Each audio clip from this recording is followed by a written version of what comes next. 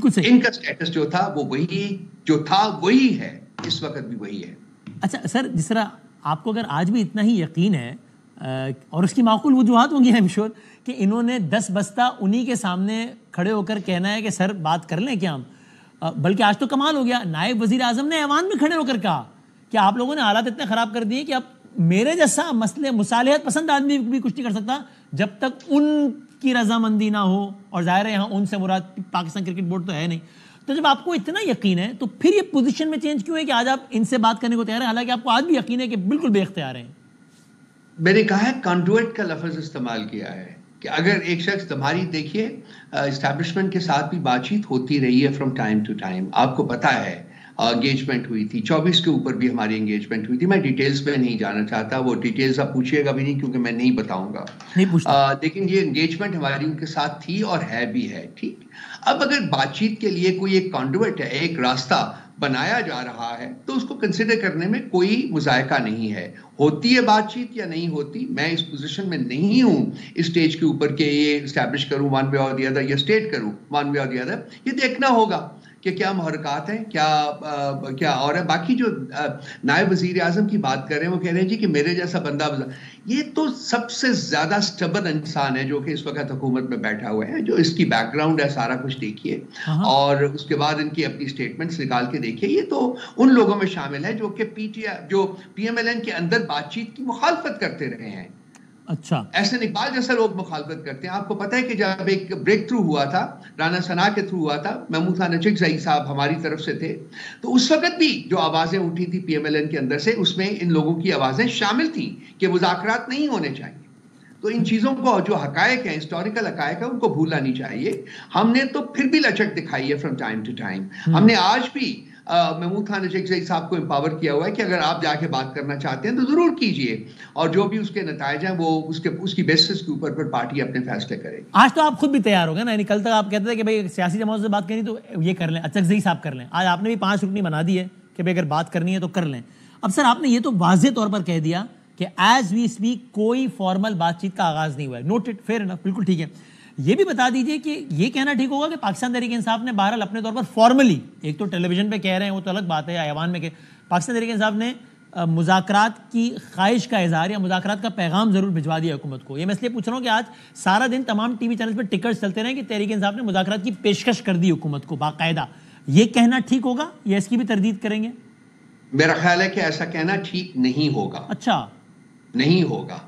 जहां तक रहा टिकट्स चलने का, तो मेरे भाई अगर आप सुबह से शाम तक बैठ जाइए, टिकट्स देखते रहें और फिर देखें कि असल हकायक क्या है, तो आपको नजर आएगा कि उन टिकट्स में 1% भी सदाकत नहीं होती है। तो मीडिया अनफॉर्चुनेटली अंडर प्रेशर काम कर रहा है, आप भी जानते हैं, मैं भी जानता हूं, सब जानते हैं। हम मीडिया को ब्लेम नहीं करते, लेकिन उम्मीद करते हैं कि मीडिया इस मोरास में से निकल के जर्नलिस्टिक एथिक्स के मुताबिक अपना रोल जो है वो अदा करना शुरू करेगा। हाँ, लेकिन ये जो बात खबर जिसका अभी आप तबसरा कर रहे हैं उस पर तो उसकी तो माकूल वजूहात यकीन करने की। चले आप, लेकिन आपने कह दिया भाई ये कहना ठीक नहीं होगा, तो आपका ऑफिशियल बयान आ गया और इसका भी टिकर चलेगा। मैं आपको यकीन दिलाता हूँ कि आप कह रहे हैं कि कहना ठीक नहीं है, ये कहना ठीक नहीं है कि हमने मुज़ाकरात की दावत भेजी है। बिल्कुल ठीक है।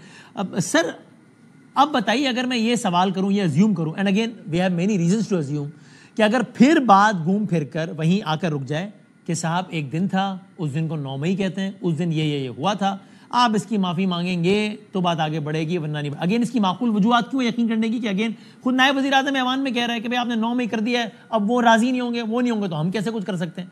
तो बात अगर फिर वहीं आएगी तो क्या मुल्क के मफाद में माफ़ी भी मांगी जा सकती है ताकि बात आगे बढ़े? ठीक है यार, फंस गया मुल्क। पहले तो नायब वज़ीर आज़म की जो स्टेटमेंट है वो हमारे उस स्टेटमेंट को कंफर्म करती है कि इनका अपना कोई स्टेटस, कोई इनकी अपनी ताकत नहीं है। ये मुस्तार ली हुई ताकत के ऊपर हुकूमत कर रहे हैं, और वो भी एक जाली मैंडेट की बेसिस के ऊपर। नंबर 1 बात। नंबर 2 बात, 9 मई के बारे में हमारी जो पोजीशन थी वो वही है। एक बहुत अनफॉर्चुनेट इंसिडेंट था, नहीं होना चाहिए था, हो गया अनफॉर्चुनेटली। एक इंडिपेंडेंट ट्रांसपेरेंट जुडिशल कमीशन बनाए, वो इसकी कुलियतन तहकीकात करें, शवाहिद पेश किए जाएं, और जो रिस्पॉन्सिबल लोग गर्दाने जाते हैं उनको करार वाकई सजा दी जानी चाहिए। PTI उसको सपोर्ट करे। सही है। तो हम ये कह सकते हैं कि PTI ने एक एफर्ट की है कि बात मैदान के बजाय ऐवान में तय हो जाए। अगर हो जाए तो बहुत अच्छा है, वरना फिर मैदान का ऑप्शन तो है ही। जी, मैदान का ऑप्शन इसलिए है, मैं बिल्कुल ये आपको हम ये मेरी अपनी ज़ाती ख्वाहिश यही है और मैं उसका बार बार इजहार करता हूं कि मैदान तक नहीं पहुंचना चाहिए।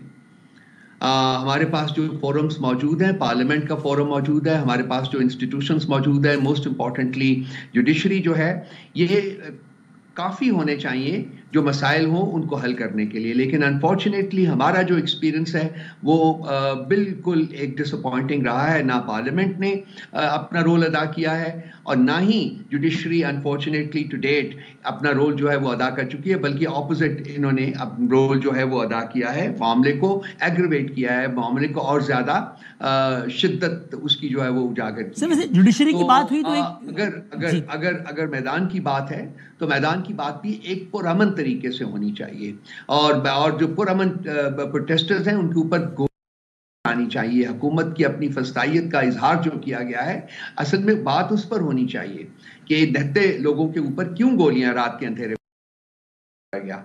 ये तो बात होती रहेगी ना।